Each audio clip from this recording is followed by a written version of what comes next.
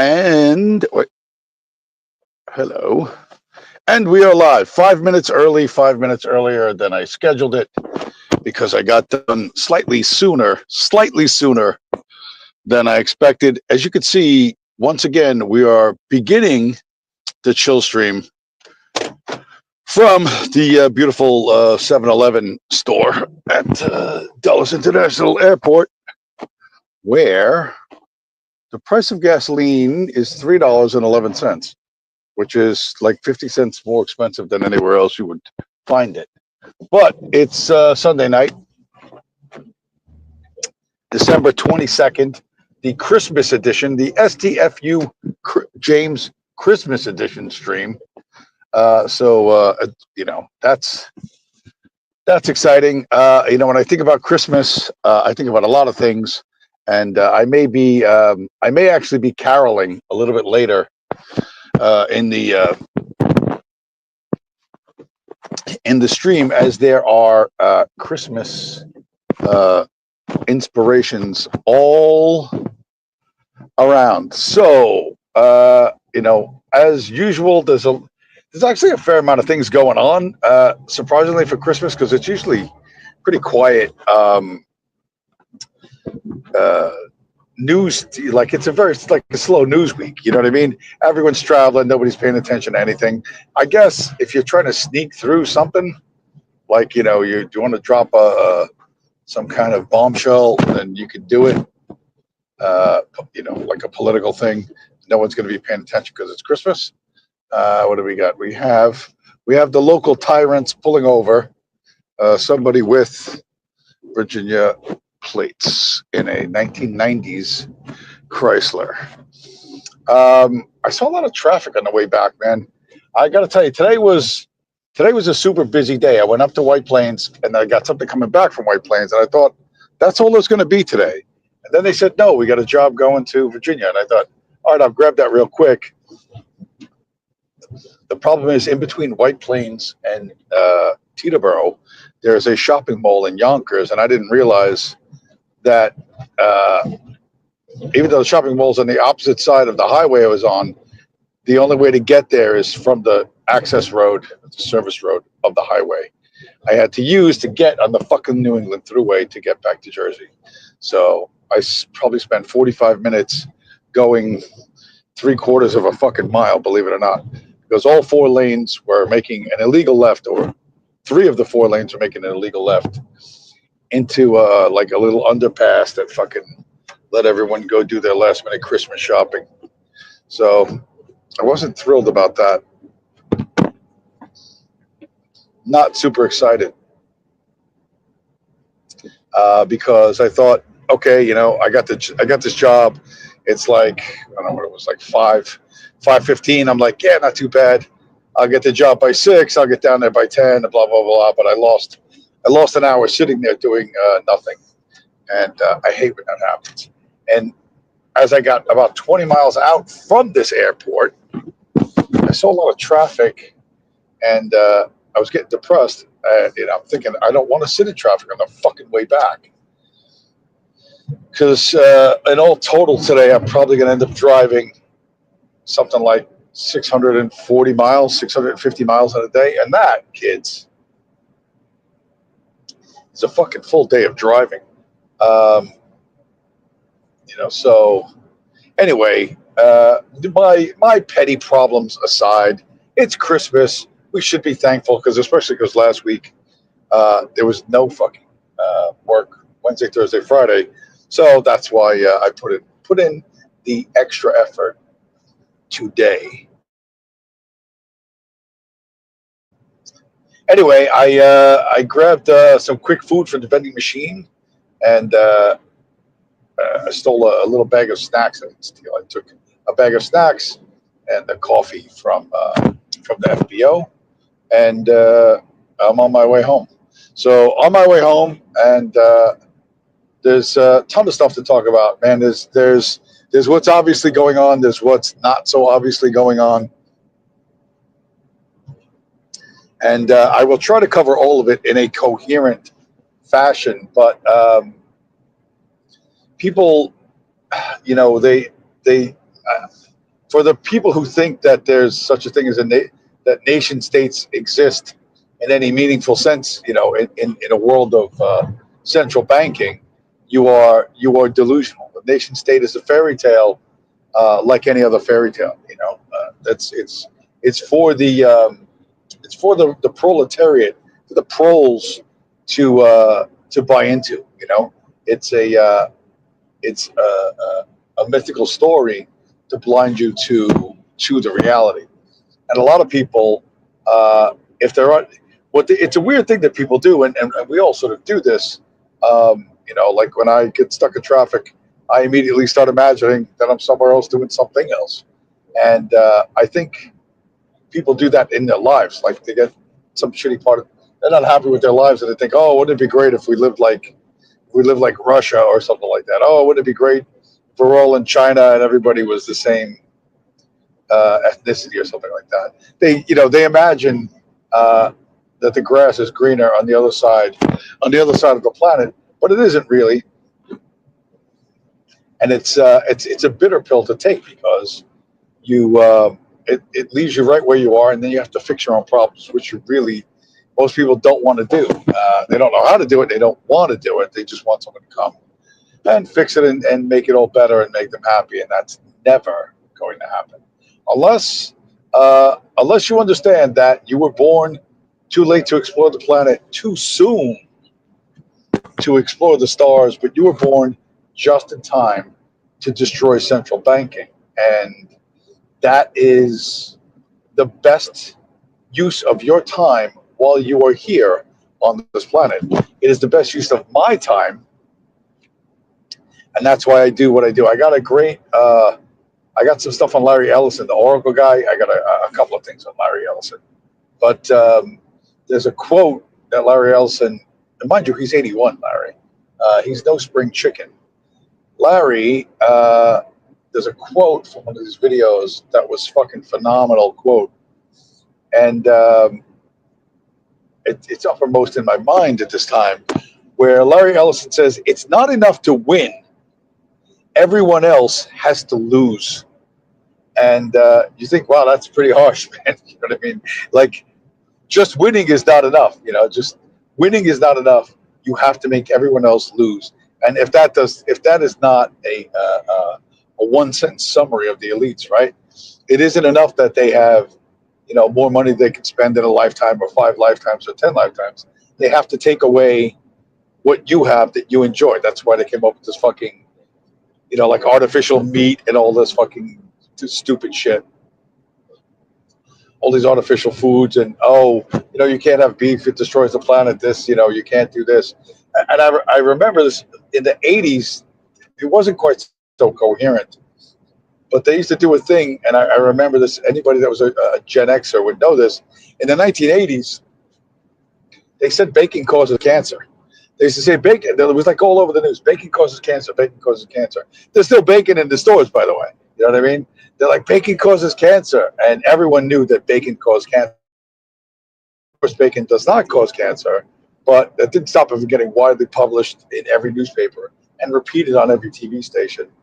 And, who would do something like that? Why the people who do not eat bacon and hate the fact that you eat it and you enjoy it? So they will literally, listen, they're going to make up insane fucking retard stories. And because of their platforms, they will be able to feed them to everyone. And now, with AI and their ability to chop stuff up and rearrange video and audio and beam it directly into their phone, they can custom tailor things to you. They don't have to go with a generic bacon causes cancer, right? I mean, somebody at my age, they'll play up the fucking maybe the health stuff because they figure, oh, he's old and he's got health problems, so that's a way to get him spooked and frightened and not thinking clearly.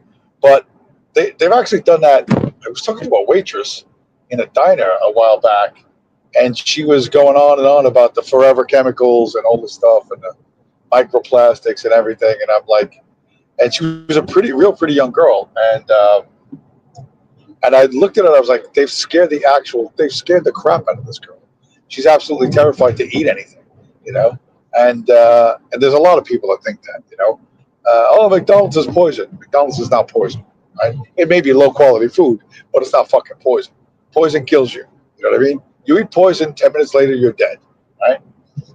It's not like 10 minutes later you feel bad that you supported corporate America and you ate too many calories and that the McDonald's Corporation supports the IDF. Like, yeah, you feel bad about all that stuff, but that doesn't mean you ate actual poison, because then you would be dead if you fucking ate poison. But they've got everybody, the forever chemicals is the same today, is the same as when I was a teenager. Bacon causes cancer, this causes cancer, that causes cancer, eggs give you heart attacks, blah blah blah blah blah, all that kind of stuff. And we weren't capable of challenging them, other than just shouting at the TV or throwing the newspaper down. But today, with social media, you can shout back at them a little bit, but what you respond to is not necessarily what everyone sees, and because the stuff that Instagram feeds me, I notice a lot of times there's nobody's replied to it yet, nobody's responded to it yet, and it makes me wonder if that, like, it sounds a bit paranoid, but it makes me wonder if they didn't make some of these things up just for me. And I got an example of that. I have a fucking great example of that. I meant to show this a couple of weeks ago, and I'm like, I saw this. I was like, did they fucking make this just for me? What the fuck? Because it literally sounds like me for the first 12 seconds, and then it goes off into a land of bullshit. But in terms of social media psyops, man, this one I was like, this thing is actually targeted directly at me. Take a look at this and tell me. And I got some thoughts on it on the other side. Take a look at this, and in your mind, ask: is this the kind of things James would say? At least for the first, I don't know, 15 seconds or so. If we think about it, anybody who's ever opposed the Federal Reserve has always been taken out. You think of Lincoln, you think of JFK, you think of Gaddafi, you think of Jackson. All these people who oppose central banks have all been taken out. So why would this market be allowed to stay? You got to ask yourself, unless it comes with something. Maybe it comes with a social credit score. Maybe it comes with a tracking system. Maybe there's a back door, because all this crypto always has a back door. But they would never do something like that, right? Sam Altman with AI, the world dominating and taking over everything, and wants to scan people's eyeballs and then pay them with their own cryptocurrency. Never would such a thing happen, right? Something to think about. What's also interesting is Amazon had a patent for this in 2012 with PayPal. IBM owns 651 patents, which were not blocked. And last but not least, patent 2009 that talks about allowing a central entity to maintain control over the monetary system. So, when you look at that, you're like, holy crap. The first 10 seconds, I was like, what the fuck? This guy says exactly the same thing I say, and then he goes off into all the bullshit. But this is an effective technique for propaganda. You say one or two things that are obviously true, like Bitcoin hit $100,000. That's obviously true. And then you say, a bunch of political leaders who oppose the bankers got shot. Yeah, that's pretty true. And then he goes off into some bullshit and, brings Sam Altman into this. Like, what the fuck Sam Altman has to do with anything? But once your guard drops and you go, yeah, all right, that's true, but that thing's true, your guard kind of drops, and then they drag you through, their line of bullshit with a bunch of rhetorical questions. And, well, why would this be allowed to exist? Well, the reason why is because it had zero value for the longest time, and that market started out, being used for internet poker, and when internet poker was outlawed, the market continued, and they thought it was dead. They thought it would go away, and it just won't die. So it's not like they really allowed it, but they didn't see that this thing grew up in the wild, and by the time it got big enough that they thought, hey, we should kill this, it's too big to kill. Sam Altman has nothing to fucking do with this. All the shitcoins have nothing to do with this. Your rhetorical questions where, I'm supposed to fill in the answer for you, right? Anybody that, you got to be real suspicious of anyone who asks you a question and then makes you answer the question. Like they want to lead you to um, some specific conclusion, you know.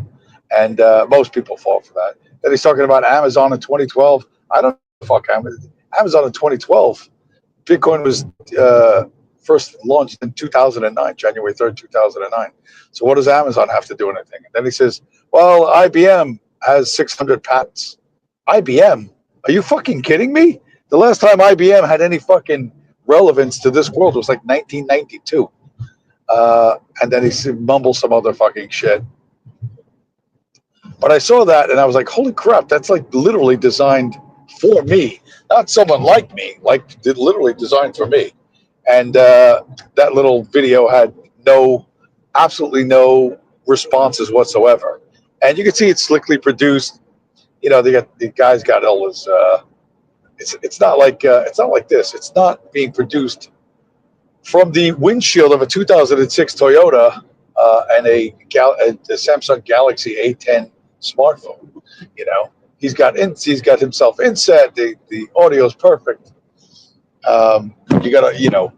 You just wonder, and I wondered. I was like, man, that's so crazy that they came up with that.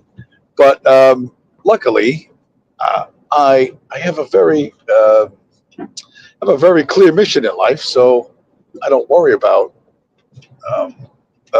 What did I do? Oh, I fucking done something. Now I've done something. Come on back. Come on back. Hit the wrong button. This is tough. Like I said, this gets challenging to do when you're trying to keep the car on the fucking road. But if you understand what sources of information to pay attention to and how to dissect this, right? Pay attention to the right things and draw the right conclusions. That's probably the biggest challenge. There's an ocean of information out there, and what to pay attention to and what to ignore. Probably your biggest challenge.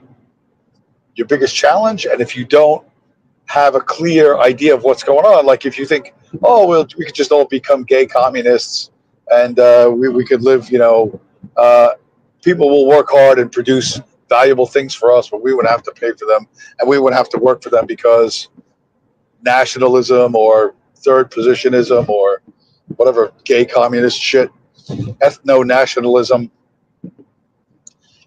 You could be in any ethno state in the world. If you go to fucking Japan and you order a bowl of fucking noodles, they're expecting you to pay for it. You're not getting that one on the arm. You know what I mean? You want a bowl of hot soup in Japan, you're going to pay for it. You want some fucking fried rice in China, you're going to pay for it. No one's going to give you something of value, whether it's a plate of food or a fucking house or a car or anything else. A fresh water system, electricity. No one's giving you that shit for free, right? All of this takes work to produce, and you're going to have to give them something of value in exchange, or else it's you're right back to where you started it. And sadly, everyone who thinks that who plays red team, blue team, whether they play it the way normies play it or they play it at the extremist level, you're still playing red team, fucking blue team. You cannot imagine a world different than the one you were born into. This one that we're living in right now. You cannot imagine a world without central banks, and that's the weakness of your mind. Because listen, you spent a lot of time on things that are absolutely pointless. This is one of my favorite new memes. I love this fucking meme. When you think of all the stuff you actually learned, the explanatory power of Bitcoin as a monetary system versus everything else in the fucking world. If you think of every book in every fucking library everywhere in the world, not one of them stopped communism, right? We live under global fucking communism. We live under central banking on a global scale, right? This is how we live. None of those books, they can be leather bound and thick and important. They can be cheap paperbacks. None of them stopped this. None of them even slowed this down. Because at the end of the day, human incentives drive every fucking thing. Now, I understand people, who wanted a sense of immortality wrote books because it made them look smart forever, assuming, of course, the library stayed around forever. But, you know, in terms of actually protecting whatever they thought they had, whatever nation state they were part of, they did not. And nothing in those books changed anything because the there's no culture, there's no system of laws, there's no nothing that is stronger than self-interest. And failing to understand that principle leaves you lost in searching forever for answers that are right in front of your face. So that's a bitter lesson to learn.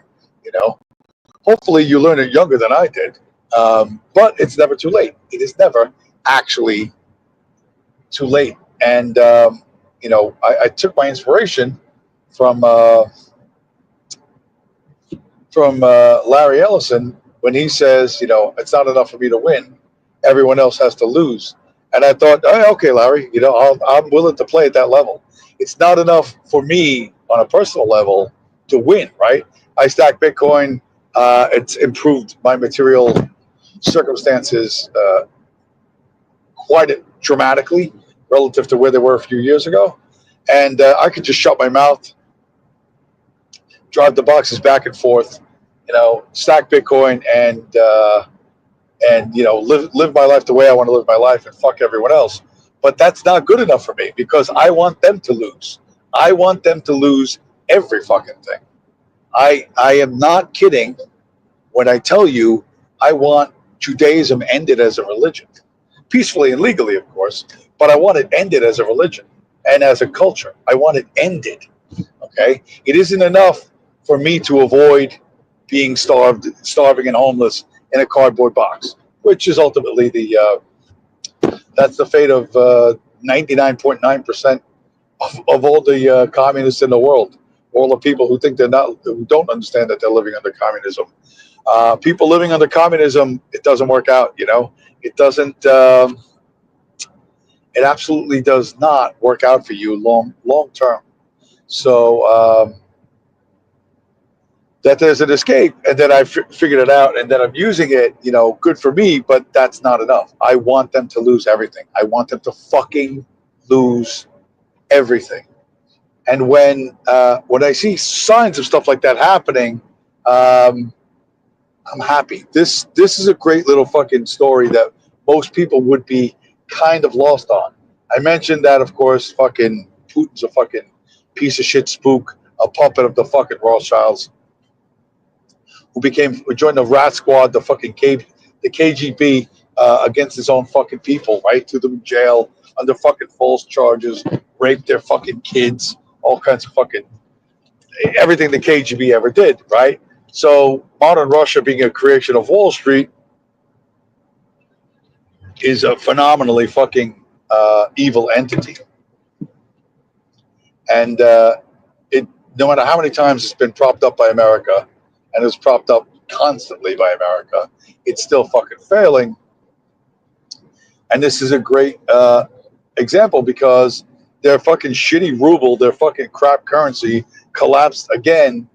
And they're trying to fucking keep themselves afloat they can't sell uranium to the Chinese. So they're just giving China part of their fucking uranium mines. And when China or America takes over the natural resources of some third world country, everybody cries, oh, colonialism, imperialism, blah, blah, blah, blah, blah, blah, blah. But here you have two ostensibly communist countries, right? One of them so fucking badly mismanaged that they have to give their part of their uranium mines, and I don't know what part, I suspect it's a large part, to Russia has to give that to China because Russia, even though They had the atomic bomb since 1951. Can't seem to find any fucking use for all that fucking uranium. Somehow, some way, they can't. They can't build an economy that's powered by uranium or that uranium enhances. They just sell off anything they can dig out of the ground to anybody who has better fucking money than they do, and that is fucking everybody at this point. So yeah, this the parasites will never fucking create anything. They will all they could do is fucking steal from you, make you dig shit out of the ground and hand this with Chinamen. And China, for all its flaws, and I don't want to defend China. I don't want to say uh, unnecessarily positive things about China because China's pretty fucking bad. But in terms of building perfect communism or building high tech communism, China has done that far, far better than Russia ever did. You know what I mean? From 1972, when we first opened diplomatic relations, to the 1980s, when I used to watch pictures of Beijing on television, and the Chinese were just riding bicycles around Tiananmen Square, and they like that was their flex, like they owned bicycles. You know what I mean? And that was a high tech flex to show the West. But once we started shipping everything over to, I think it was Lee Iacocca and Chrysler, started shipping, auto manufacturing to China in the 80s, and fucking Bill Clinton, man, he just fucking up and it sent the entire American economy, completely to fucking China. China's built all sorts of shit. They've built the superhighways and the fucking river project and the fucking high speed rail and every other fucking thing under the sun. And faster than the Russians ever could, and that's why America's afraid of them, because America actually built, or China actually built, what Russia was supposed to build. Russia had 100 years, and they couldn't get it done. China's got it done in like 1/3 of the fucking time. So that's why we're really nervous about China. Because they actually got it done. And you could say, well, they had an enormous fucking huge human workforce and whatever there's tons of criticisms you could level against that. But the reason why we're scared is because they did what the Russians said they were going to do for 100 years, but didn't. Right? And it's different when you have a bunch of corrupt Chinese who are basically just normal Chinamen, are far more effective than a bunch of gay Jews, who get to run the country. So yeah, Russia having to give up its fucking its uranium, is a big tell. And then interestingly, another nuclear story from right next door, in the nation state of Ukraine, amid Russian bombing, Ukraine is planning more nuclear reactors. So they're just going to keep building nuclear reactors. The war is so terrible that you could just build nuclear reactors, So this war that's been going on, 10, close to 11 years, is such an existential threat. There's going to be World War III, and there's not going to be World War III. That's all fucking fear-based bullshit. It was never going to happen. They've got you juiced. They've got you so completely fucking buying into their fucking hallucinatory worldview that people are biting their nails, praying that nothing bad happens. Nothing bad was ever going to happen. Ukraine's going to build nuclear power plants because BlackRock's going to rebuild that entire country. And take all their fucking everything that they have, going to take over their fucking mining interests, and people will cry. But a 10-year war between these two nation states, with Russia now so unable to fucking put troops in the field, that they're using North Korean volunteers. North Korea is exporting a bunch of its fucking headaches, a bunch of its hungry fucking stomachs to Russia to fight the Ukrainians. That's how fucking pathetic it is. So North Korean cannon fodder for American for the American military-industrial complex to fucking to use as live fucking targets. And this is what's really going on in the world, and obviously, these are some of the less obvious stories that you might miss. However, there's more obvious stories. The most obvious story, what's the most obvious story? Of course, our one and fucking only spaghetti slurper extraordinaire, Luigi Mangione. I cannot, no matter what I do, I cannot fucking avoid seeing tons of stuff about this kid. And I'm going to show you a bunch of videos. And, when you, the beautiful part about the American deep state is that it's looking at the wrong fucking thing. It's fighting its phantom enemy of the Nazis. The evil Nazis from World War II. They just keep rerunning that over and over and over. Whereas they're now trying to put out fires. They're now trying to deal with a legit grassroots movement against the existing order. And when I say they're fucking it up, my God, are they fucking it up? And one of the ways they fucked it up was by doing this.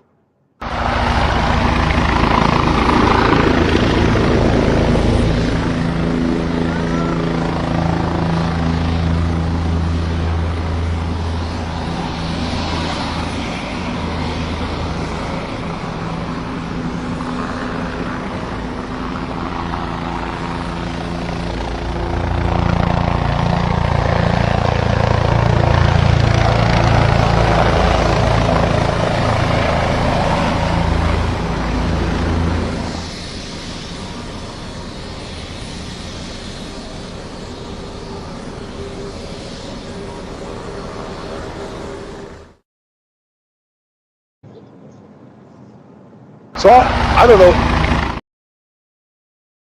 I don't know if you saw that. I'm trying to get the screen share off the screen, James. But I don't know if you saw that. But I'm like, are they trying to make this guy look like a fucking rock star? Like, could they be working any harder to make him more of a mythical fucking hero? He steps off the fucking chopper like it's his private chopper, like he's fucking a mafia don, like he's, even his jumpsuit was fucking pressed, right? They didn't drag him like do what's called the perp walk, the perpetrator walk. It's called a perp walk, and usually they do it in a way that when the perpetrator is a high profile perpetrator, they want to make him look beaten and hounded and destroyed, and the triumph of American law enforcement over this criminal element. But he steps off that fucking chopper like he owns Manhattan Island. You know what I mean? He steps off and they're all surrounded him like they're his entourage, And it was absolutely fucking wild at how incredibly badly they fucked that up. Like you can't fuck that up worse in terms of making somebody who's already insanely popular even more popular. You look at that and go, oh, they can't be that fucking stupid. They can't be. They're making him. They're like on his side. Well, they're not on his side. They're trying to make him. That's trying to be a show of force to reassure the moneyed class that that everything is going to be fine. And in fact, I saw another video. I'm not going to show it. I didn't even bother grabbing it. But supposedly there was a decoy convoy of NYPD vehicles coming from JFK Airport towards Manhattan, which was, I guess they had the decoy convoy because they thought, I don't know, there would be a mass uprising of people blocking the highways like they did, like the BLM people did and the Antifa people did. like Free Luigi, like people were going to throw their bodies in front of on the Belt Parkway to stop the convoy and break Luigi out of custody. But of course nobody's going to do that. But they actually had a legit convoy of I don't know how many NYPD cars and black SUVs with lights flashing as a decoy while they brought him in there from the chopper again, as if he's a legitimate rock star. It's fucking nuts. And the comfort that billionaire class behavior is just is nonstop. They've gone further still by taking over all of New York State. Check this out. Governor Kathy Hochul wants to make sure that CEOs are protected. She wants to make sure they feel safe.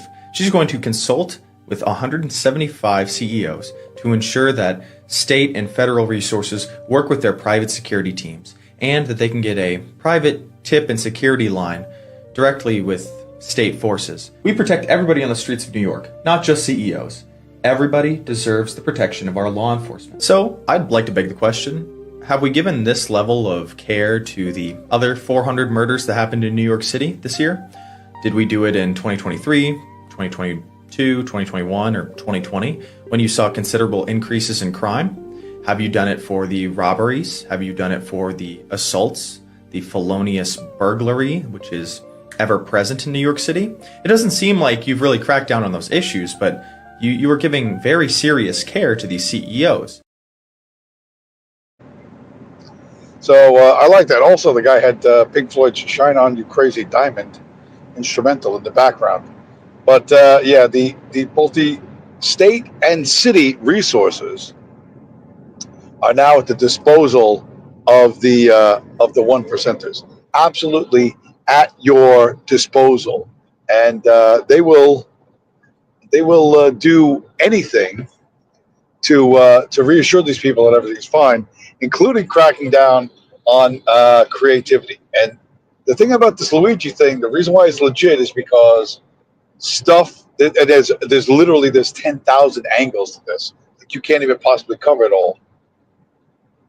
But in 2003, America invaded the nation state of Iraq, and somebody took the inspiration for that to do something else, and the entire weight of the alphabet world came down upon this guy's head. I don't know who the dude is, but this is another super fucking interesting angle to this whole story. Okay, so I have a very massive emergency PSA for everyone. This is absolutely outrageous, and it goes to show just how scared the government is right now. A little while back, a guy named Comrade Workwear made a deck of playing cards as a joke that had CEOs on them. And he had his TikTok taken down. He had his backup TikTok taken down. And then he also had his Instagram taken down and his YouTube, to which he never posted. Like, they took down all of his accounts. And now, as of like yesterday, they also took down his PayPal, which means that he can't process any of the payments for his business now. I mean, the dude made playing cards as a joke, and now his entire livelihood is like just going down the drain. And the amount of systemic censorship that is happening from the government and from whoever the fuck doesn't want this guy to keep making these cards or making this content is outrageous. You have to go follow him. You have to go to his store, find out a way to support this guy, because this is next level dystopian shit. And if they're doing this to him, they're gonna do it to you. No, Sonny Boy. Okay, so I don't know who he's a very dark-skinned person who has no knowledge base whatsoever. But the dude made a deck of playing cards with CEOs on it. And if you remember the invasion of Iraq, the intelligence agencies had a deck of cards of their high-value targets, their HVTs. And obviously Saddam Hussein was, the ace of spades, the number one guy we were after. But then there were all different people in his regime that we were after. And the deck of 52 cards, that everyone had, that the U.S. military and various different contractor bros had was quite a big deal. And they got the idea. That idea came from something way further back from World War II. In World War II, there was a special forces group that was made up of Americans and Canadians called the First Special Service Branch or something like that, and it was supposed to be a counter to the German army's commandos, their elite commandos, and they actually made a movie about. They made a movie about them. It was called The Devil's Brigade. This was like in the 70s. They made it as a rah-rah movie to get people into Vietnam. But what these guys did in World War II is they had playing cards made up in German, that they would leave. They would do like all that, World War II commando shit. They'd sneak up to the German lines at night. The Germans were not trained to fight at night. They had no idea what was coming. They'd kill a couple of sentries or something like that, and then leave the playing cards on the body that said "You're next" or "The worst is yet to come." And this absolutely terrified the Germans. This fucking as psychological warfare. This absolutely terrified them. And so the idea was done. The idea was done in Vietnam with other things, but it was revived for Saddam Hussein and the invasion of Iraq in 2003. The kid who made the video with the knit cap, obviously, like I said, he has no knowledge base, and but he likes to use the word dystopian future, and so he's like, "Oh, we have to go support this guy," but he doesn't understand the significance of making a deck of cards of 52 CEOs. That seems like a direct threat. You know what I mean? To the CEO class, and they will shut shit down. They will shut it down real fast. So yeah, that kid doesn't fully comprehend the importance of that. It's not innocent playing cards. He's too dumb. He probably wasn't even fucking born when we invaded Iraq, or he might have been just born when we invaded Iraq. So yeah, it helps. It helps to have a knowledge base. It helps to have a point of reference when you see things.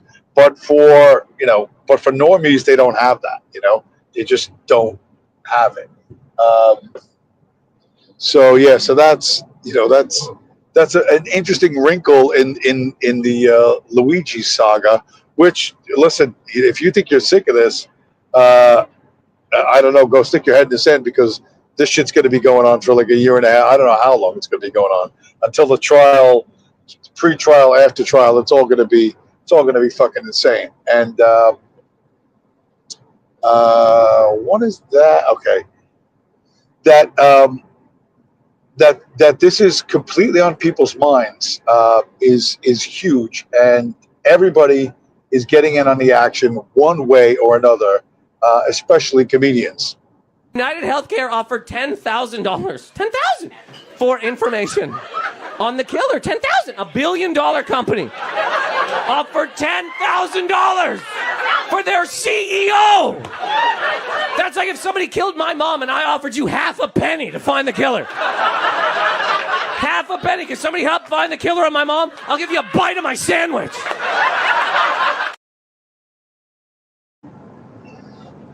Now, whether or not you think that was those jokes were funny, or you don't think they were funny, you got to listen to the audience. The audience is eating it up. The audience thinks it's funny, right? They're absolutely laughing their asses off.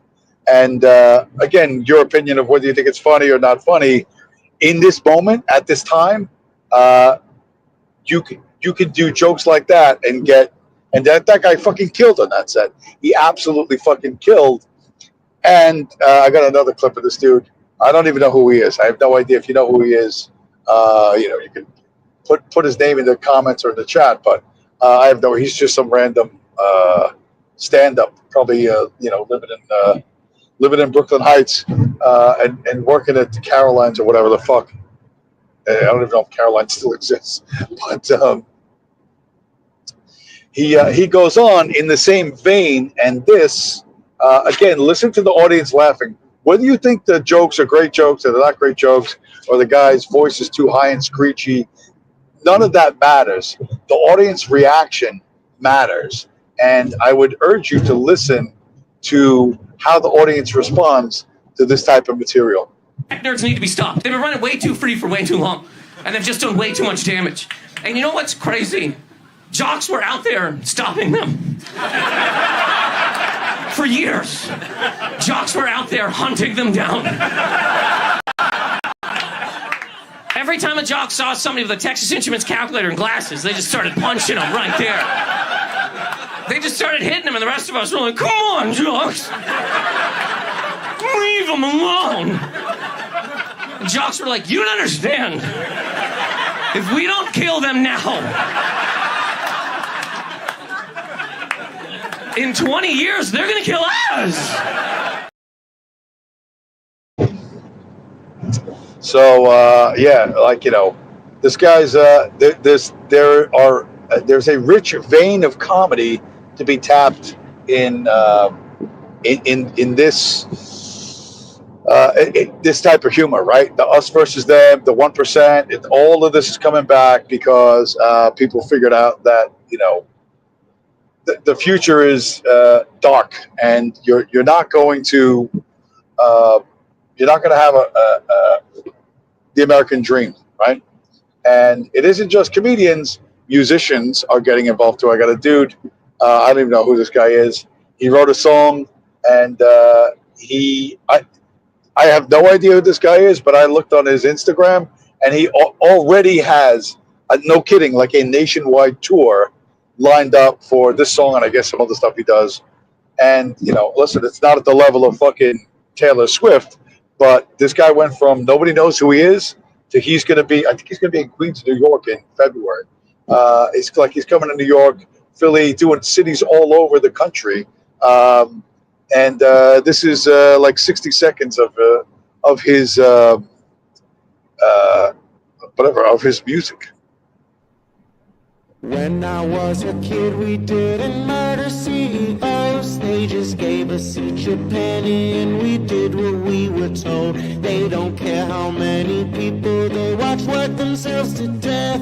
The only thing they're scared of is a bullet in the chest. Monopoly money, they spend it like it's nothing. A mansion in heaven, a couple politicians. Monopoly money, I kinda think it's funny.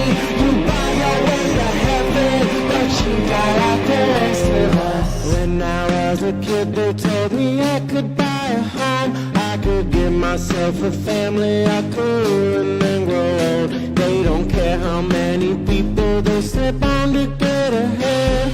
The only thing they're scared of is a bullet in the head. Monopoly money. So there you go. You know, the communist revolution that they think they always wanted, you know, at least culturally, they're kind of getting, even though this Luigi thing's a one-off. Nobody's going to go running around shooting CEOs. But they're going to cheer every time something bad happens to them. If one of their airplanes falls out of the sky, people are going to cheer. And there's going to be the us versus them divide is absolutely naked now. It's open. No one's pretending anything anymore. And it's, to me, that's pretty fucking fascinating because you know, where this ends up, I don't know, but you know, I think a lot of people, a lot of things. This is going to push politics, this cultural stuff, because this is legit. The stand-up comedians, the rock star dude, or the wannabe rock star guy, and the overwhelming positive response they get from doing what they're doing is going to push a lot of stuff. And you're going to want to be super thoughtful about it. One other thing, where was the other? Yeah, I always talk about selective attention, right? You look at things, you see something, other people look at the same thing, and they literally don't see it. They just don't see it. And you go, how could you possibly miss that? And so there's some value, at least in taking a moment and listening to what other people noticed. And this is a black dude who noticed something about America's newest cultural hero that I didn't notice, and it's more important. And it ties in with the video I showed earlier, but it's something that I didn't pick up on right away, and it tells you how deep this shit really runs. I was today years old when I realized the meaning of this taper fade haircut that he's got. And he got his eyebrows done too. Someone took the time to groom him, and that is sending a message to the correctional officers around him. This is a jailhouse message that he is cared for, he is respected, and he is protected within that inmate class. The COs around him will know, oh, look, they took the time to groom him. They care about this one. He was in Altoona for a week. He got this done down there. He can't just go anywhere and get a haircut. And this is not done by a guard. This is not done by a lawyer bringing somebody in. This is about the inmate who runs the haircutting situation, whoever that is, saying, you know what? I fuck with that guy. I'm not mad at him. Get him in here. Let him get a fresh cut. Let's spend a little time on him. Make sure he looks good. Let other people know we care about Luigi inside. This is the kind of guy that the other prisoners are rooting for. Now that is an observation I would not have made, even though I've known a fair number of people who spent time behind bars. I didn't think of that when I saw it, other than, like I said, it looks like a rock star stepping off the chopper. But to really look in detail, what does his hair look like? What does his orange jumpsuit looks ironed? You know, all of that. That's noticing those fine details. It absolutely eluded me. And I have known people that were inside. You know, a guy I knew that was. Well, he was in Fort Dix, what's now called Joint Base MDL, but and he talked about kid's name was Anthony, and he talked about some shrimpy little Central American or Mexican kid came into MDL who was like an MS-13 kid, and whenever you walk into the unit, the building or the housing unit. The people, if you're a gang member, if you have gang affiliation, they're waiting for you as soon as you walk in, as soon as the guards bring you in. And, you know, one of the flexes they have is how many gifts they can shower you with. So this kid walks in like, you know, he's got nothing. He has absolutely nothing. They bring him in there, and, you know, there's a lot of dudes on either side of him that are all MS-13 guys, and they reach out to him. They hug him, they kiss him. First guy gives him a shopping bag, you know, an empty shopping bag. Second guy hugs him and kisses him, gives him like shower shoes. Third guy hugs him and kisses him, gives him razors. Fourth guy hugs him and kisses him, gives him shaving cream and fucking cologne. And on this goes, he goes down the line, back and forth, left, right, until that bag is filled. Then they give him another bag of shit. They give him fucking candy bars. They give him every fucking thing. By the time he gets to his cell, it looks like he did he went shopping at the fucking outlet stores. He's got shopping bags full of things, right? Even though he literally just walked into jail 5 minutes ago with nothing. And depending on how much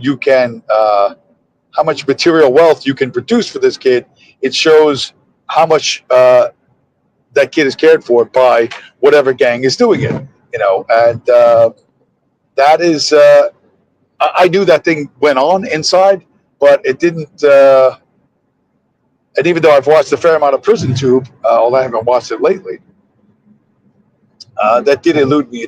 I didn't think to look deeply enough at Luigi coming off the chopper, other than to think, Jesus fucking Christ, they're making it look like he's you know, Superman.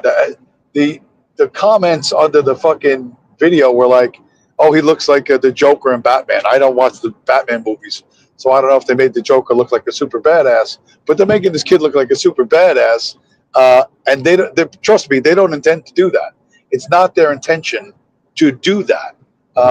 They have fucked this up from every way they can fuck it up, And between the rock stars and the stand-up comedians and everyone else, this shit is going to spin wildly out of control for them.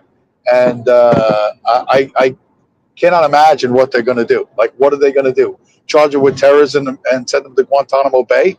Like,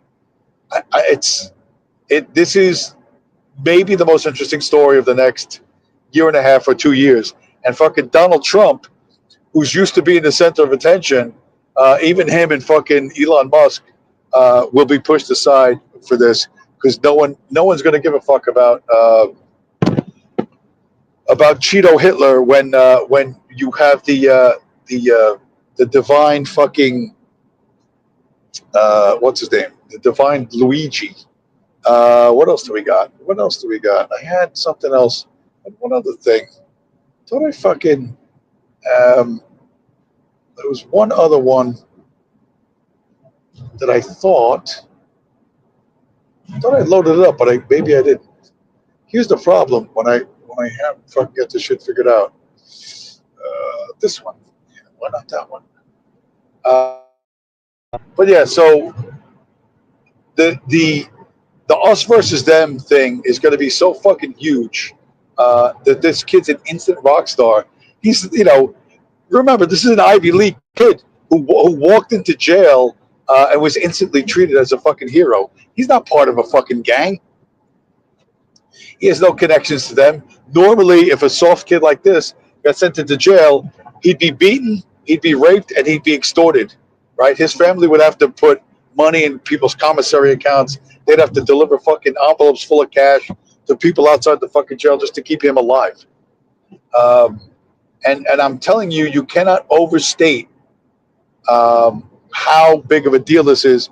One last video, super short, 15 seconds, but for desperate people, they do crazy shit.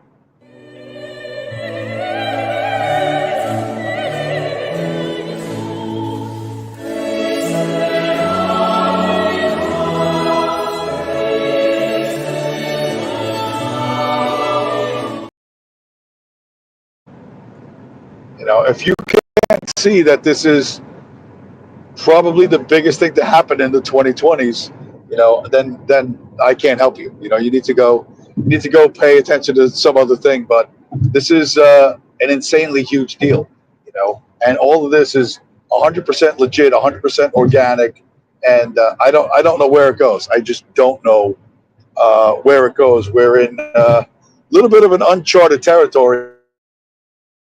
Not that long ago, what's his name? Leonardo DiCaprio did a remake of The Great Gatsby. This was like, I don't know, a few years back. The movie completely sank without a fucking ripple. But F. Scott Fitzgerald, who wrote The Great Gatsby, was considered the greatest American writer, blah, blah, blah, blah, blah, this and that. And the story of The Great Gatsby is a rich dude, super rich guy, is driving his car drunk one night, like one of those big, beautiful 1920s cars, and he kills one of the maids, like a white girl who's a maid or some sort of a servant in the household. He runs her over and kills her, and then long story short, he goes to court and gets away with it. And it's all these rich people saying, "Gee, it's sad that you killed somebody, but you're such a great guy. You love music and you dress well, and blah blah blah blah blah." You can't put our guy in jail because he's the Great Gatsby. And they made a couple of movies after. They made one with, I think, Robert Redford was the original one in the 70s. And anyway, so the movie ends with the girl's brother sneaks onto the guy's property while he's laying in the pool. He's, the court case is all over. He's a free man. The girl's dead, blah, blah, blah, blah. But her brother, sneaks onto the property with a handgun, with a revolver. And while Gatsby is floating on his back, having another drink in the swimming pool, the kid empties the revolver at him and kills him. And that's supposed to be considered like a great tragedy, right? He was brilliant. He was so smart. He loved music and blah, blah, blah, blah. And he was so well dressed. And this poor guy, killed him. This angry poor person killed him, over an accident. And that's a tragedy. So F. Scott Fitzgerald was fucking seriously dick riding the billionaire class, and I guess back then the millionaire class, and it was considered a great work of of American literary of American literature, but viewed through the current lens, you can see that really all it is a propaganda piece for you trolls to not get uppity, not get out of line, and and just if we happen to kill you, whether it's by running you over while we're drunk driving or because we used an AI program to deny you medical care, just shut up and don't go getting out of line, because then we're going to have to do something. So funny to me that 100 years later, history seems to be repeating itself after a fashion. Luigi's primary motivation was not his injury from surfing, but apparently his mother his mother had cancer or something like that. I don't know, his mother passed away, and the insurance company treated her poorly. So very, very similar thing, right? History doesn't rhyme. History doesn't always repeat, but it often rhymes. And in this sense, it does. So is that enough about Luigi? I think that's about enough about Luigi. It's like 45 minutes about that little spaghetti slurper. But for the other thing that people are not talking about, and absolutely, I keep getting fucking. This is also super interesting to me, although it won't be surprising. You got this. You got a French member of parliament to the EU, so not a French member of parliament in France, but the one they sent off to Brussels to be a member of the European Union, has proposed a strategic Bitcoin reserve for the European Union. Nobody's more backwards than the fucking EU, but this chick, and there's some, I don't know who she is, she said, hey, why don't we do a strategic Bitcoin reserve? And that's, when I see stuff like this, I'm like, I'm really starting to think this is going to happen. It's because it's just popping up like fucking everywhere, including the place no one wants to be these days if you're a millennial, Ohio, which is apparently some kind of insult. But the state of Ohio, where J.D. Vance, the vice president-elect, is from, J.D. Vance actually owns some six figures of Bitcoin, $1 to $900,000 worth of Bitcoin. They have proposed, similar to Pennsylvania, their own state-level Bitcoin strategic reserve. And I'm thinking, shit, this thing is going to fucking happen. I don't know how it's going to happen, but it's going to happen, And obviously, all these people are just talking about it. There's no legislation written. They have no idea how they're going to do what they're going to do. They don't know how they're going to custody it. But the fact that they're even mentioning it at all, to me, is surprising as fuck. Just get your popcorn out, because what was dismissed, every time we're dismissed, the people who dismiss us and declare us, magic internet money for your drug dealer, terrorist money, it's not real. Yeah, it's not real at all. This can't happen. Bitcoin is dead. It's been declared dead 400 times. Yeah, well, now we have European members of parliament saying that they should stack Bitcoin as a strategic reserve. Part of the reason why, and this ties in with the earlier stuff, is that money printer go burr, and the inflation rate is ticking higher for some inexplicable reason. That money that they print out of thin fucking air. We print it digitally, so Doesn't seem to have the value of buying things that you actually need. So inflation is sticky, and now that's why the market sold off, and they're not going to cut rates next year, and blah, blah, blah, blah, blah. But yeah, inflation not going away. And you could say, well, why doesn't why doesn't the Federal Reserve just buy Bitcoin itself? Well, and this is a great meme. I don't know where they got that picture of him, but that's fucking gorgeous. You know, Jerome Powell said it's not legal for them to own Bitcoin. They cannot own Bitcoin, and they're looking at the price surge, and you know, they don't know what to do. So it's this. This is super fucking interesting. This is all of this stuff is vaguely, sort of loosely connected, and it's going to be driving like everything culturally and otherwise. This dude on the screen right now, I remember him from the 2016 cycle. I don't know who the fuck he was, but apparently Serbia has a prince, has monarchy. There's the Prince Philip of Serbia, and he says he was a Bitcoiner from back in the day, and he says that the Bitcoin strategic reserve behind closed doors. Now, he may or may not be referring to the United Arab Emirates.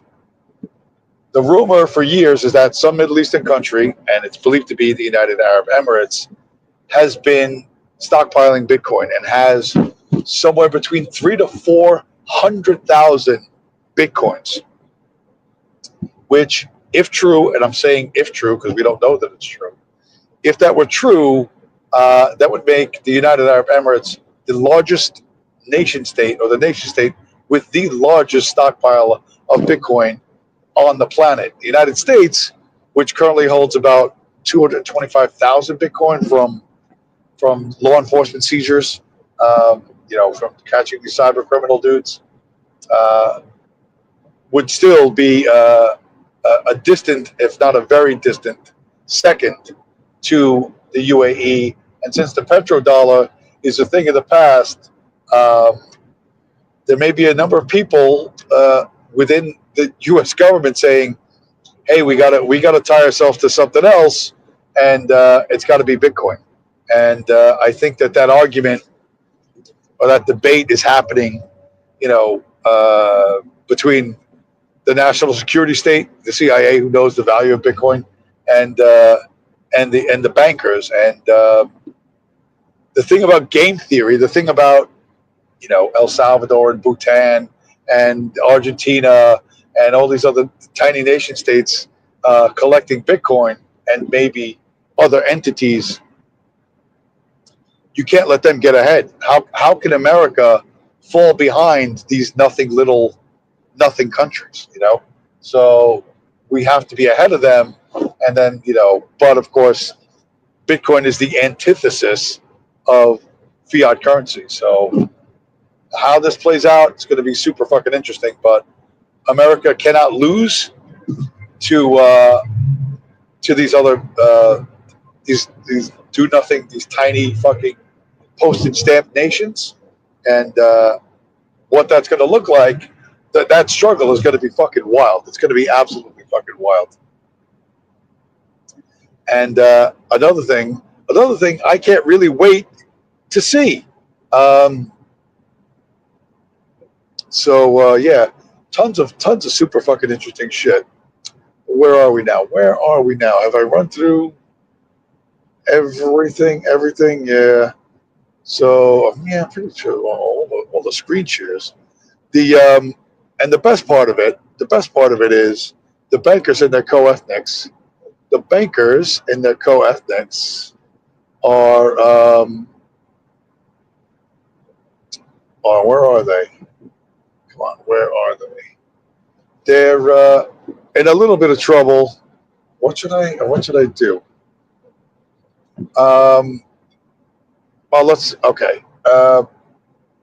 Here's for the millennial crowd and the MMA crowd. They actually have a little bit of a clue of what's going on, but they don't have a solution. But I thought this was an interesting clip. People don't even understand the Church of Satanism. That's controlled up. They want you to think Satanism is about red horns, a pitchfork, this LARP character. Anton LaVey's real name is Howard Stanton LaVey. And the Satanic Bible was written by Asaph Dayan, which is the son of Moshe Dayan, who basically founded the IDF. Yeah, he helped, he ran weapons and sent weapons to Israel as he was infiltrating Hollywood to push Satanism. They are so ahead of the mark that they produce controlled opposition Satanism. So that instead of looking at Talmudic Satanism, which is really what Satanism is a stepping stone towards, if you look deeply enough, they just want us to look at the horns, Anton LaVey, Satanism, LARPing, a bunch of these dysgenic losers or incels getting together and LARPing and like, yeah, down with Christianity. And all the boomer types get offended. Actually, that's a distraction, while the actual degeneracy and the normalization of evil is happening through these Talmudic folk. But no, I do think it's interesting that at the same time, he's trying to create Israel, and he's also pushing Satanism at the exact same time, the exact same guy. They know what they're doing. But it's also, you look at like some of their, like, they believe in their God. Look at Epstein Island, for example. You see that giant, he had that temple built there. These are the most elite people around the world. They believe in this stuff. We cannot believe in it, but they believe in their demon gods. Yeah, ultimately, the world is run by satanic pedophiles.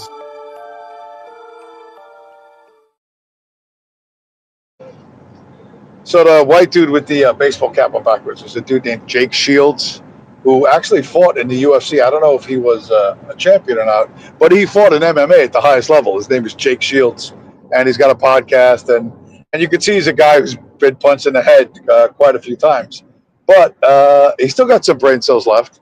And listen, for what these guys are doing, they're trying to read up and they're trying to inform themselves, and that's helpful.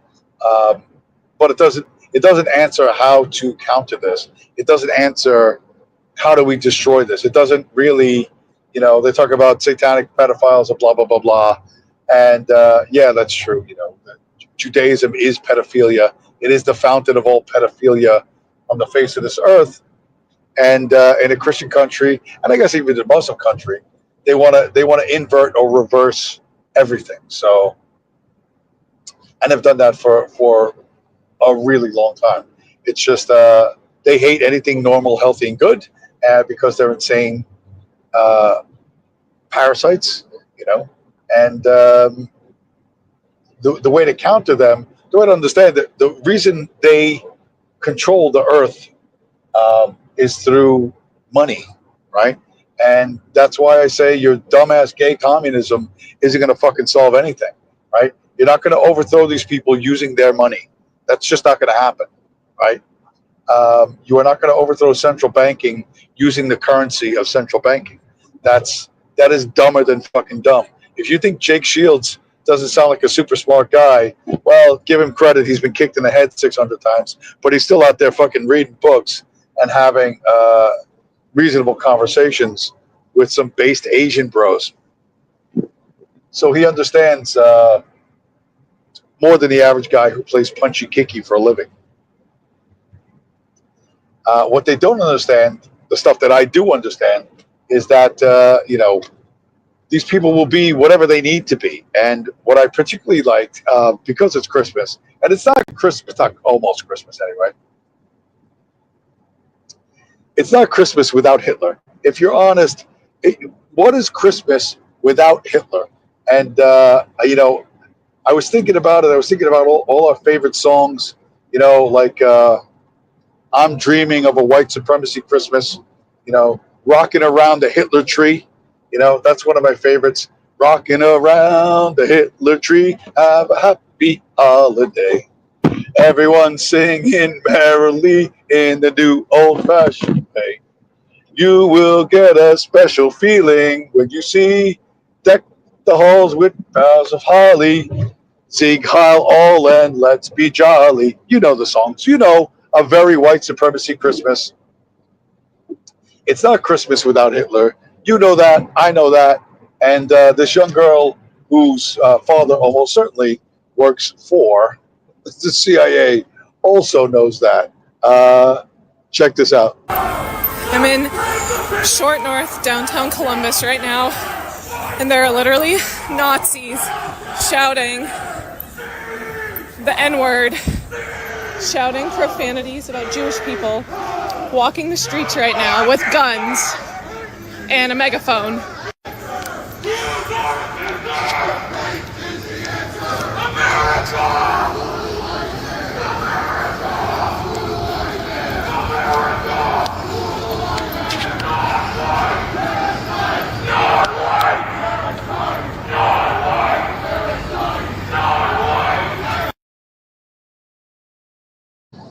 man, was that I love that non-white parasite. I got to use that. I'm stealing that. They steal from me. I'm stealing back from them.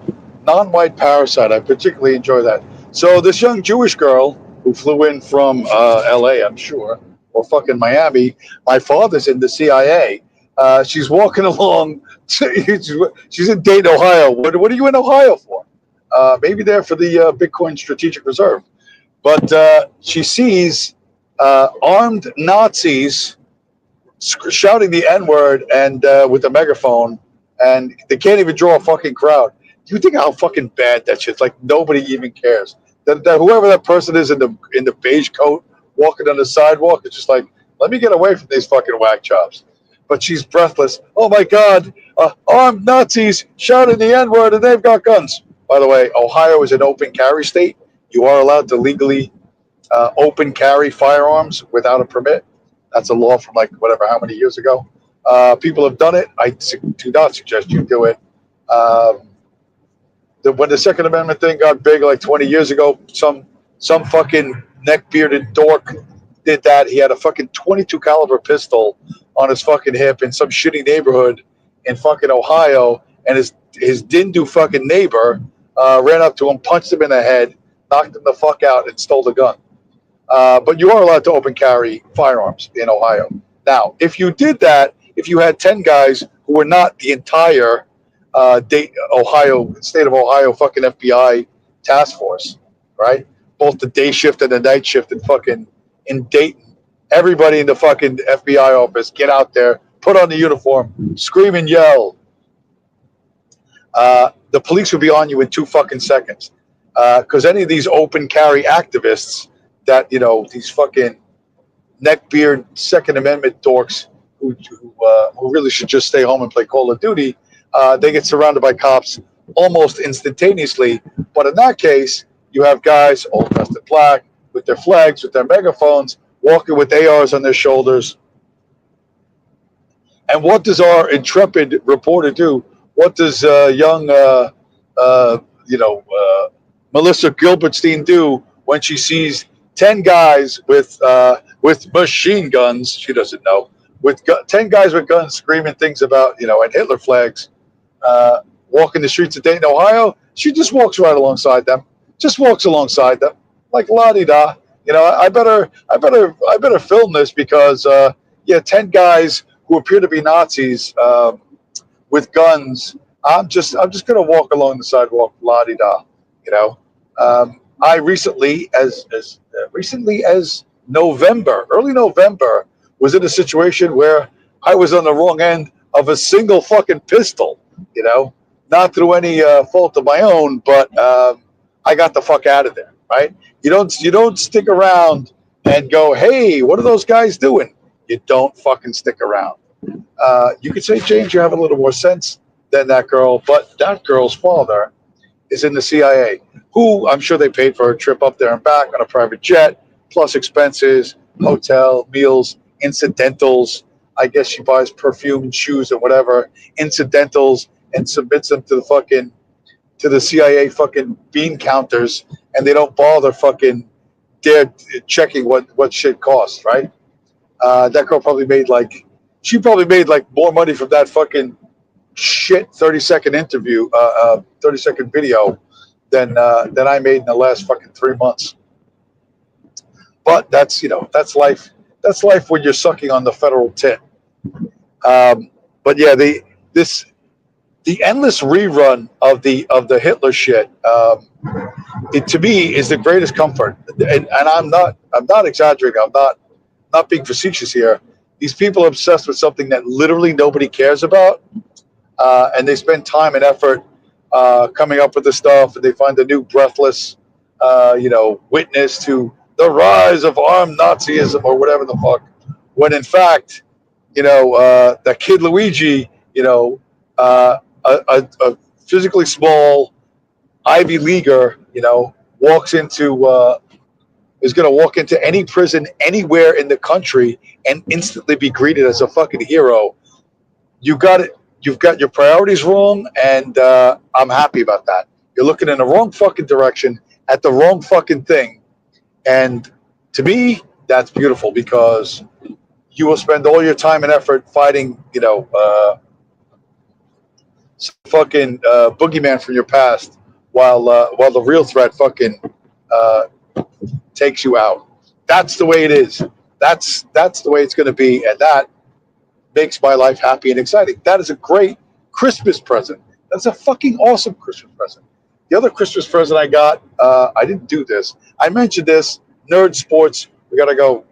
We gotta go talk about nerd sports. Nerds have discovered steroids,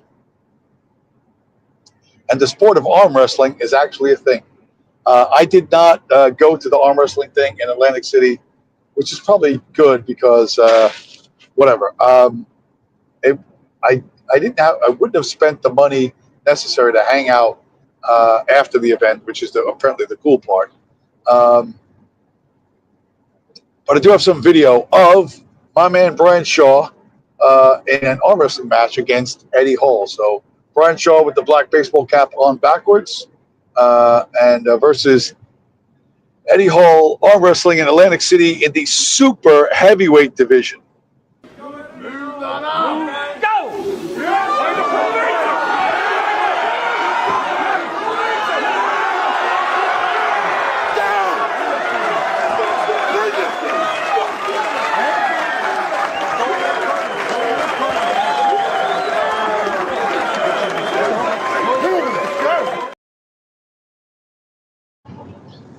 I'll tell you right now, that referee's got fucking steel. That has a set of brass balls. Eddie Hall's 6'3" and 350 pounds. Brian Shaw is 6'8" and 420 pounds. And Eddie Hall was talking a lot of shit. As you could tell, the audience was psyched to see them pull against each other. And Eddie Hall was insulting Brian Shaw's mother and father. And, unironically, Brian thought about throwing a match and just fucking start brawling with him. Just beat Eddie to death right there. They're still friends, but in the heat of the moment, it's tough to control stuff. And they're cursing and spitting at each other. Anyway, so that was the first pull. The final score, Brian won at 4-2, although one of the points that he got was from Brian doing picked up his elbow and it was a foul or something like that. So they gave a point to Eddie. But Eddie did manage to flash pin Brian once, and then Brian just knuckled down and just being the fucking absolute monster that he is, just powered his way through it. This is the very last, the sixth of the six pulls of the 4 times world's strongest man, Brian Shaw, in his first professional arm wrestling contest. Loading.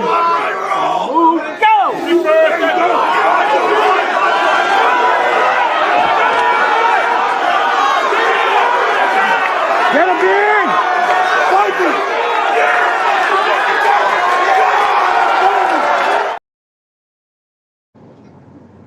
So there you go. He said fight me. He didn't say bite me. He said fight me. Apparently you could see that a good time was had by all. The nerds on steroids have their own sport. It's a weird niche sport, but I had fun watching it. The entire match is up on YouTube. And if you're a nerd and you're always in 4th grade at the lunch table in elementary school arm wrestling, but now you're an adult, guess what? You have an outlet now. You have an outlet that does not involve imaginary Hitler marches through the heartland. But are we done? No, we're still not done, because I have a lot more miles to drive and I got more videos to show. So understanding that you got to get, whether you want this nerd hobby of fucking arm wrestling or whatever, if you want to be like me, if you want to consider yourself a soldier in the war against central banking, and I measure my success by how much Bitcoin I stack, how much fiat, how many Federal Reserve notes, how many slavery coupons I turn into Bitcoin is the measure of my success, right? I'm playing a game with myself because I understand around me the world I currently live in, and I'm not likely to escape from, is a world created not for my benefit. And I'm looking to end it. Like I said, I'm really looking to fucking end it. And I'm looking to end central banking and the people behind central banking. And I know what I'm up against. I'm up against something like this. The normies, they're going to have to take care of themselves. But when you understand something like this, you understand the importance of having a focus in life. This guy just became the world's second richest person, but no one understands what he does. Even engineers.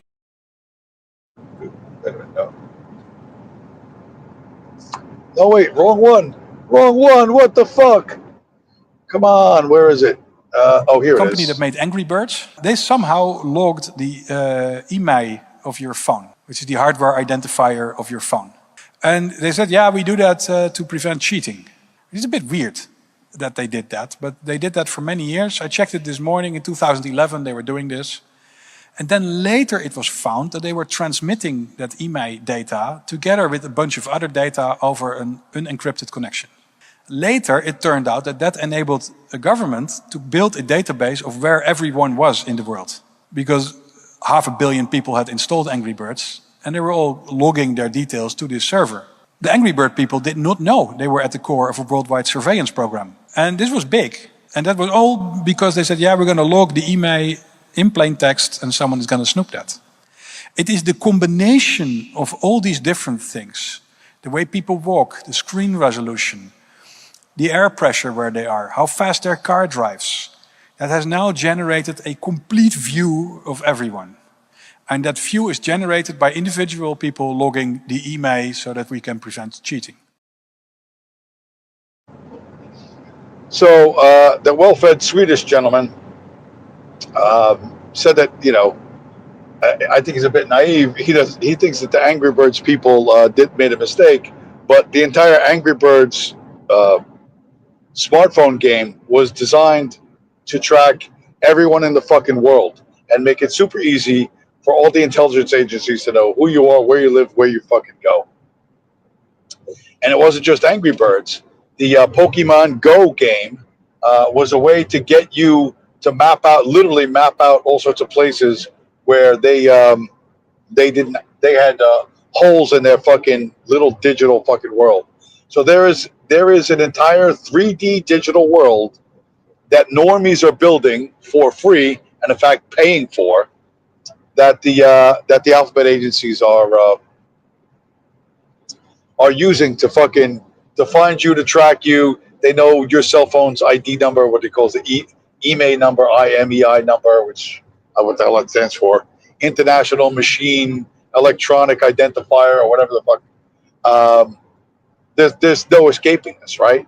And so understanding that's the world that they've built and that they have normies building for them, you need a real focus on what you're going to do to counter that. What you are going to do to counter that, because they plan, listen, all kinds of fucking bad shit. Where's the other one? Including, and we got to go back. We have to go back to the well. We have to go back. We have to mine. We have to mine the endless emerald fucking brilliance of this man. Essentially, if done right, X would serve people's financial needs to such a degree that over time it would become, I don't know, maybe half of the global financial system. Wow. Or some big number. Okay. I'm not sure what the number is, but pretty big. So it would be by far the biggest sort of financial institution. If, like I said, not really in the way that people are used to thinking about banks. Just the most efficient database for the thing that is money, least amount of fraud, everything's real time. And if it involves money in any way, it can be dealt with seamlessly on one location. So Elon Musk wants to make X into something that takes over 50% of the world's economy. We know that X, or Twitter, was sold to Oracle, which is a CIA company. There was a CIA program that was taken over by a guy named Larry Ellison, and so the CIA controls Oracle and Twitter and a bunch of other stuff. And Larry Ellison, I got some more video on him, showing some stuff on him lately. but Oracle as a company matters. Larry Ellison bought an entire fucking island, by the way, off of Hawaii. I think he owns himself. He just bought an entire fucking island somewhere off of Hawaii. But here's some more interesting stuff about Larry. This guy just became the world's second richest person, but no one understands what he does. Even engineers usually can't explain how Ellison's company made $50 billion last year. Because from the outside, their mysteriously outdated website seems vague. So when you hear other CEOs call Oracle sociopathic, it doesn't make sense. But that's because this billionaire's real specialty is the hostile takeover. Like, he once plotted to buy Apple so his neighbor Steve Jobs could become CEO. And with $5 billion lined up, he was ready to pull the trigger until Jobs said, "I'm not the hostile takeover kind of guy." But Ellison is, because in his own words, winning isn't enough. All others must lose. All others must lose. So Larry Ellison, you know, the point of the spear for the CIA, you know, to take over whatever it is they want to take over. And then what was the no, I saw that one, Angry Birds guy, and then was that it? I think that was it. Yeah. So listen, the world you live in, all these social media platforms, every single one is shot through and through with alphabet people, or they have backdoors or whatever. They're creating a world using AI that's going to have the fucking normies so bedazzled that there's no waking them up. There's no red pilling them. What you need to do is stay focused on what you're going to do in life. Find things that you like, whether it's fucking arm wrestling or whatever. I don't know. Go find a hobby you like, and I would suggest rather than practice fucking subtly nuanced critiques of neoliberal democracy or whatever other gay shit runs through your fucking head, praying for the return of fucking Adolf Hitler, you know, which let's face it, most of you are probably that's what you're probably praying for when you are where is it? Come on, where is it? When you're in church, this is probably you. And we are simply going to wait for Hitler to return and save us. Adolf Hitler, if you can hear me, please save us. If you can hear me, Adolf Hitler, if you can hear me, save us. Adolf Hitler, if you can hear me, please save us. Adolf Hitler, if you can hear me, please save us.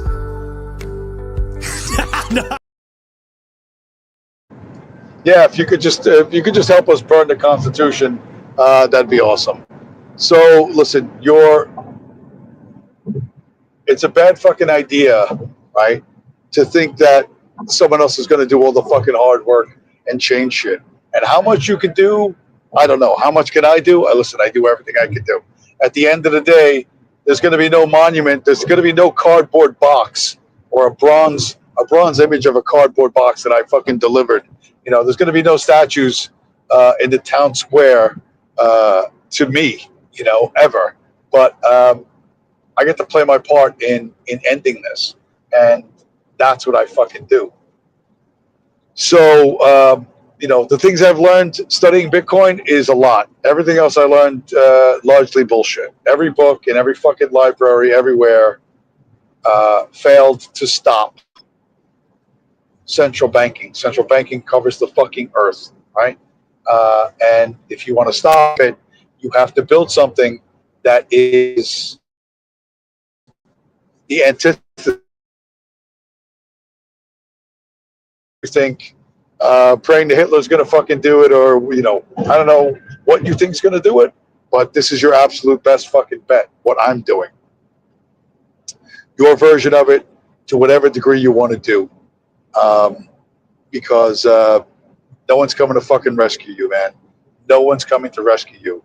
And if you want your life to fucking mean something, then you have to fight against a real fucking enemy. And these people, I assure you, I assure you they're my fucking enemy.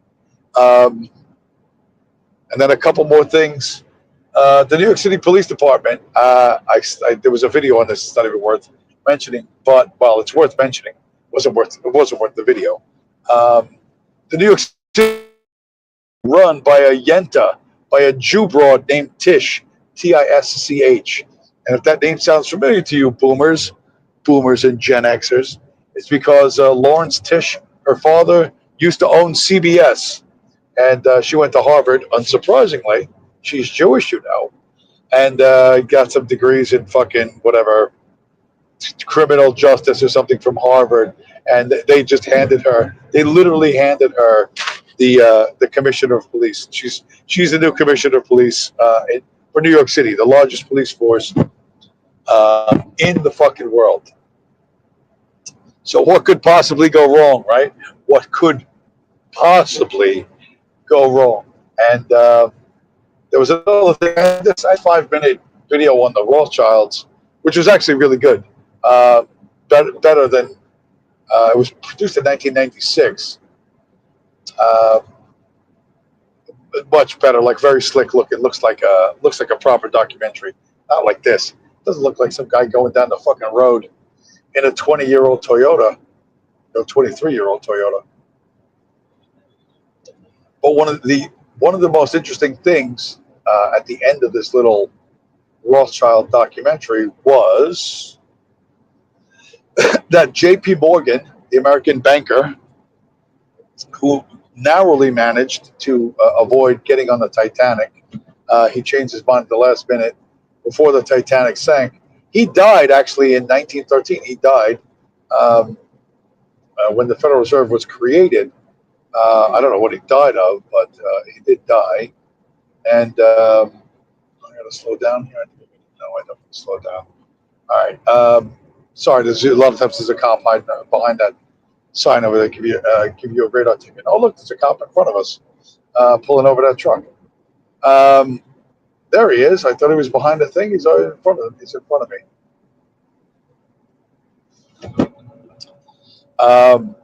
Speak of the devil. Speak of Mrs. Young Mrs. Titch, commissioner of the NYPD. But J.P. Morgan. J.P. Morgan, when he died, his will was read, and the bank that he founded, he did not own the majority of that bank. He only owned 19% of his own bank. The other 81% of the J.P. Morgan bank was owned by the Rothschilds. That was in 1913. So when you see J.P. Morgan today and you think, oh, the CEO of this is, Jamie Dimon, this and that, blah, blah, blah, blah, blah. Listen, he's just a fucking employee. Just like J.P. Morgan himself was literally just a fucking employee of the Rothschilds. All of those big time millionaires from the Gilded Age were all backed in one form or another by the Rothschilds. Some of them ended up completely broke, like the Carnegies. And the Carnegies, but they were the coal people. They hired what were called Pinkerton men, which were basically hired guns, right? Like Blackwater mercenaries, except they weren't sent overseas to Iraq. They were sent to the coal mines of Pennsylvania to shoot and kill coal miners who were striking. And I understand life is hard, but if there's an army of dudes coming to shoot you, get the fuck out of there. Don't stick around. It already sucks bad enough being a coal miner. Go pick up and go do something else. Anyway, but the fact that J.P. Morgan, at the time of his death, owned a minority stake in his own bank, I thought was super fucking interesting. Layers upon layers to this. But at the end of the day, what do we do? One thing we do is we smash up the like button, right? Who doesn't want to smash up the like button after being here for an hour and 27 minutes or how long I've ever been here? Oh man, we got comments too. Now we got to go through the chat. We got comments. This fucking show's never gonna fucking end. Of course, my drive home is never gonna end either. So, that makes it a match made in heaven. Eagle Pax Max. Hello, James. Merry Christmas. A couple of days early. Yes, Merry Christmas in advance. to all. Eagle Pax Max, by the way, following me on Rumble. Accelerated Learning. Hey, let's go. I don't know if Accelerated Learning is the dude from Rumble or not, but welcome to the show. I don't know who you are. Accelerated Learning. I listened to that soldier whose journal was documenting how the USA was propping up the Soviets and giving them everything. It was wild. Yes. Major Jordan's diaries. It is absolutely fucking astonishing. Virgil Doc, Purple Heart, welcome to the show, sir. Ukrainians are Mesopotamians. Our own Unit 8200 Israeli spy in the chat. Hey, hope you can have a Merry Christmas. I had a very Hitler Christmas. What? I mean, I got Hitler people shouting, dropping N-bombs, saying, hey, Negro, hey, you Negro, you non-white parasite, marching with machine guns through the streets of Columbus. Luckily, there was a Jewish girl whose father's in the CIA there to record it all for us. I got a Hitler vid.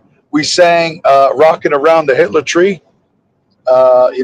Some of the classic Yuletide songs that I grew up with, rocking around the Hitler tree, have a white supremacy.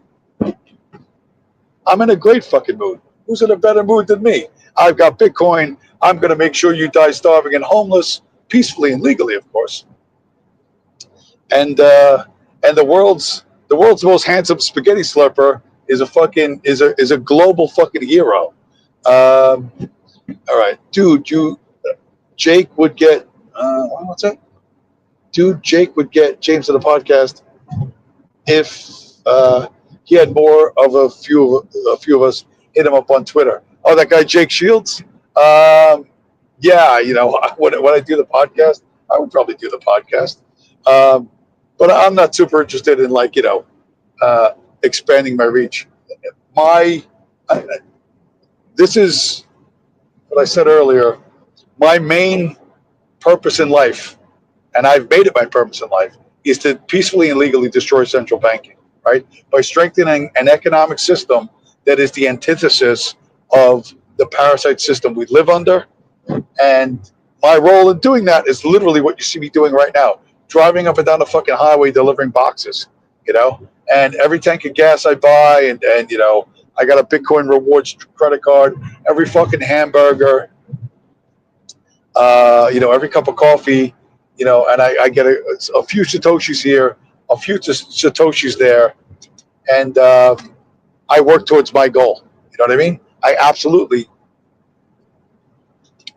work towards my goal. And I'm happy. I've got a purpose, and everything seems to be going my way. Once I clearly understand what I'm here to do, and there's nothing stopping me from doing it, I'm having a fucking great time. I'm having an absolutely great time. I'm not having as good a time as when Ukrainians are Proto-Mesopotamians. When his family takes him to the zoo, they take him to the chimpanzee cage, and they put a blonde wig on the chimpanzee, and Ukrainians and Mesopotamians has sex with the chimpanzee. This is his social life. It's been this way since he was bar mitzvah, to be honest. And that was his girlfriend. There was a chimpanzee in a blonde wig, and they would have what he called hot monkey love in the primates cage, in the monkey cage at the Tel Aviv Zoo. Although sometimes, when he was feeling freaky, Ukrainians with Mesopotamians, he would wear the blonde wig, and the chimpanzee would get a strap on, and then he found the true meaning of Judaism there. But I get this this information from private channels that Ukrainians and Mesopotamians cannot monitor. So it's good to know that my expectations of what's going on are in line with in line with reality. Anyway, with that, it's like fucking 2 hours already, for Christ's sake. And I'm still not even close to home. How close am I? Like halfway. I don't know. I'll get home by, what is it, 1 o'clock? I'll get home by 3 or 4 in the morning.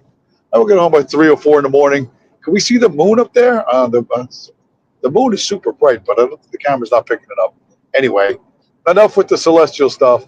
Everybody have a good Christmas. Work to end peacefully and legally, end central banking. And with that, I will hit the end button, and I'll talk to you guys again next week.